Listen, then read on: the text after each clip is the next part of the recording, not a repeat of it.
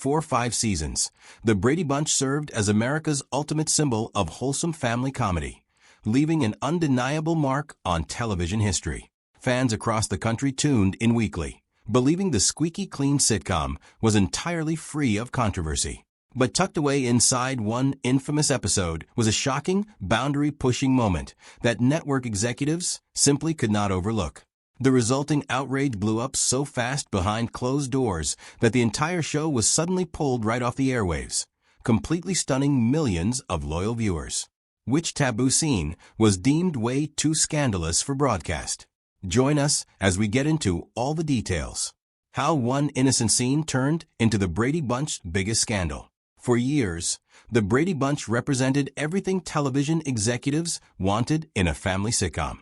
It was wholesome, cheerful, and filled with life lessons that always ended with parents Mike and Carol Brady guiding their 6 children back onto the right path. Viewers saw the Brady household as the perfect American family, making it almost impossible to imagine that one seemingly innocent scene would eventually become so controversial that it sent the show into the middle of an unexpected storm. What looked like an ordinary family moment at first glance would later be remembered for crossing a line that television simply was not prepared to accept. Ironically, the polished image audiences embraced was only part of the story. Away from the cameras, the cast experienced the same complicated realities as many young Hollywood stars of the era. There were secret romances between cast members, stories of drug use, disagreements over creative decisions, and personal struggles that never made it onto television. While the Brady family projected perfection every Friday night, life behind the scenes was far more complicated than viewers ever imagined. Premiering on ABC in September 1969, The Brady Bunch was created by television producer Sherwood Schwartz and followed the daily adventures of a blended family adjusting to life under one roof. Mike Brady, a widowed architect played by Robert Reed, married Carol Martin, portrayed by Florence Henderson, bringing together 6 children from their previous families. Greg, Peter, and Bobby joined Marcia, Jan, and Cindy to form one of television's most recognizable households alongside their loyal housekeeper, Alice Nelson, and the family's dog, Tiger. Although the series originally ran for only 5 seasons before ending in 1974, its popularity exploded in syndication, transforming it into a television classic that generations of families would continue watching for decades. Much of the show's success came from Florence Henderson, whose warm performance as Carol Brady helped define the ideal television mother. Yet, those who knew her personally often described a woman whose sense of humor was much more mischievous than audiences expected. The very idea for the Brady Bunch came from an unlikely source. Sherwood Schwartz once recalled reading a brief newspaper statistic revealing that nearly 1/3 of marriages involved children from previous relationships. That single fact inspired him to create a television series centered on a blended family. Although networks initially rejected the idea, everything changed after the success of Yours, Mine, and Ours, convincing ABC to finally give Schwartz's concept a chance. The gamble paid off in spectacular fashion. But years later, one brief morning scene would threaten the spotless reputation the series had worked so hard to build. Before audiences ever met the Brady family, Sherwood Schwartz was already solving a surprisingly complicated puzzle. Since the actors playing Mike and Carol Brady had not yet been chosen, he had no idea whether the television parents would be blondes or brunettes. To avoid limiting his options, Schwartz auditioned 12 children instead of 6, selecting 3 blonde boys, 3 dark-haired boys, 3 blonde girls, and 3 brunette girls. Once the parents were cast, the children's hair colors would simply match them. Schwartz later joked that somewhere in the world, 6 actors who narrowly missed the cut only discovered years later that they had almost become members of television's most famous family. Even after the final cast was selected, appearances still had to be carefully adjusted. Mike Lukinland, who won the role of Bobby Brady, was naturally strawberry blonde. Once Robert Reed was chosen to play the dark-haired Mike Brady, Lukinland's hair had to be dyed repeatedly so he would convincingly resemble his television father. Susan Olsen faced an even more frustrating experience. Although she was naturally blonde, Producers wanted Cindy's hair to appear even lighter on camera, so it was constantly bleached throughout filming. The process eventually took a painful toll. During the second season, chunks of Olsen's hair began falling out because of the repeated bleaching treatments. Distressed by the damage, she personally appealed to Sherwood Schwartz, who immediately stepped in and ordered the crew to stop altering her hair. Casting the Brady parents proved just as interesting. Before Robert Reed secured the role of Mike Brady, Sherwood Schwartz hoped to interview Gene Hackman for the part. Studio executives quickly dismissed the idea, arguing that Hackman lacked enough television recognition to attract audiences. Reed, already under contract with Paramount and familiar to viewers through The Defenders, was considered the safer choice. Ironically, only a year after the Brady Bunch premiered, Hackman starred in The French Connection, won the Academy Award for Best Actor, and became one of Hollywood's biggest stars, proving just how wrong those early predictions turned out. One of the biggest decisions that shaped the Brady Bunch happened before the cameras even started rolling. While audiences can hardly imagine anyone other than Florence Henderson as the loving Carol Brady, she was not originally expected to play the role. In fact, comedic actress Joyce Bulifant came so close to landing the part that she appeared alongside many of the child actors during their screen tests. Sherwood Schwartz initially pictured Mrs. Brady as a more playful, over-the-top mother, inspired by Lucille Ball's energetic performance in Yours, Mine, and Ours. The plan changed almost overnight when Emmy Award-winning actress and Bette Davis joined the series as Alice, the Brady family's wisecracking housekeeper. Davis naturally brought plenty of comedy to every scene, making Schwartz realize the show no longer needed an eccentric mother figure. Instead, the family required someone who could provide warmth, stability, and emotional balance. That realization opened the door for Florence Henderson, whose calm and nurturing presence ultimately became one of the defining features of the series. The longer the Brady Bunch stayed on the air, the more its young cast found themselves balancing ordinary teenage lives with the pressure of playing America's favorite family. That balancing act occasionally led to moments the producers would rather forget. Barry Williams has openly admitted that, like many teenagers growing up in the early 1970s, he experimented with marijuana. The difference was that one of those mistakes ended up being preserved on television forever. During what he thought was a day off, Williams was relaxing with friends when production unexpectedly called him back to the studio to film additional scenes. He had little choice but to report to work even though he was still feeling the effects. Looking back, Williams laughed at the memory, while admitting he deeply regretted the decision.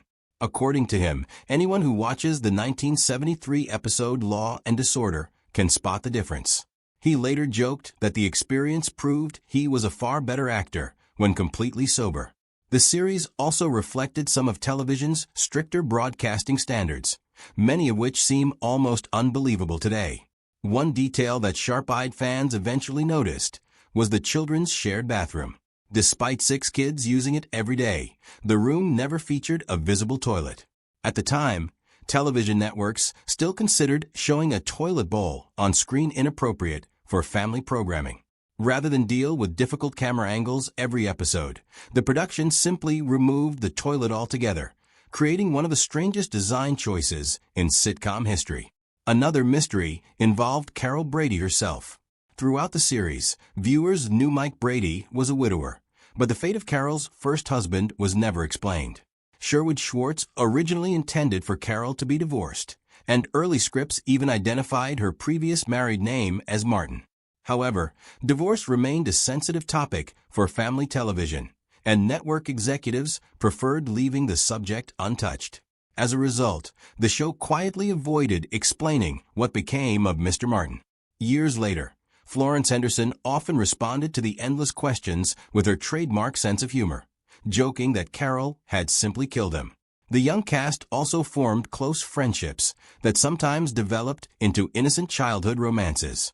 Susan Olsen, who played Cindy Brady, later revealed that nearly all the Brady kids paired off at one point during filming. Spending so much time together on set naturally created crushes between the young actors. Olsen even admitted that she and Mike Kinland, who played Bobby, used to sneak away to the doghouse, set to kiss when they were only 9 years old. She also recalled Eve Plum eventually becoming involved with Christopher Knight, while Barry Williams and Maureen McCormick's relationship became the best-known romance among the cast. Although these childhood relationships were harmless, they offered another reminder that behind television's perfect family were ordinary kids simply growing up together. The episode that many fans believe brought the Brady Bunch crashing to an end centered on one unbelievable scene. Just days before his high school graduation, Greg Brady used a miracle hair tonic that somehow turned his hair bright orange overnight. To many viewers, it was just another silly sitcom plot. But behind the scenes, the storyline sparked such fierce backlash from the show's biggest star that it led to an explosive standoff with producers, leaving the Brady family's patriarch missing from the series finale. For decades, that bizarre episode has fueled rumors that it was the very reason the Brady Bunch disappeared from television. But what really happened behind the cameras tells a far more fascinating story. Aired on March 8, 1974, The Harebrained Scheme became the final episode of the Brady Bunch's original run. The story follows Bobby Brady as he tries to earn extra money by selling bottles of hair tonic. Hoping to help his older brother, he convinces Greg to try the product before his upcoming high school graduation. Instead of making Greg's hair healthier, the tonic turns it a bright shade of orange, sending the entire family into a frantic race to fix the disaster before graduation day. While Greg's orange hair became the focus of the episode, viewers quickly noticed something even stranger. Mike Brady was nowhere to be found.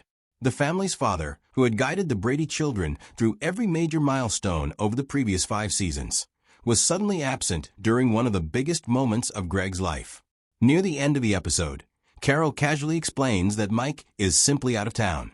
But the brief explanation left many fans wondering what had really happened. The truth was unfolding behind the scenes. Robert Reed, who played Mike Brady, strongly objected to the script almost immediately.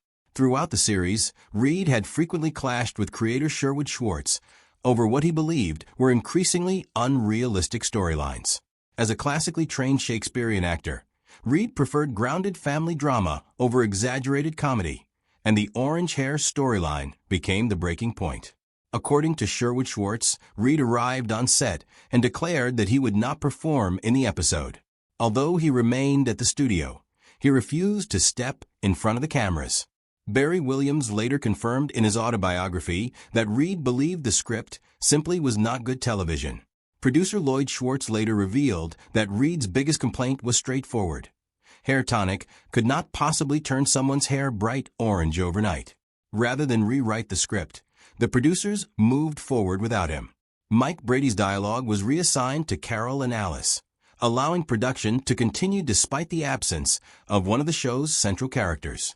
Ironically, almost no one involved realized they were filming what would become the series finale. Despite the rumors that have circulated for decades, there is no evidence that this episode or its infamous orange hair scene actually caused ABC to cancel the Brady Bunch. The series had never been a major rating success during its original network run, even though it later exploded in popularity through syndication. By the time The Harebrained Scheme aired, the show had already produced enough episodes for profitable reruns, and ABC decided not to renew it for another season. The controversy surrounding Reed's refusal to appear, combined with the show's cancellation shortly afterward, helped create one of television's most enduring myths.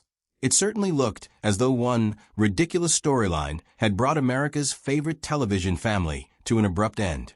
In reality, the scene didn't get the Brady Bunch taken off the air, but it did expose the growing tensions that had been building behind the scenes for years, making it the perfect ending to one of television's most beloved sitcoms. What Brady Bunch episode is your favorite till this very day?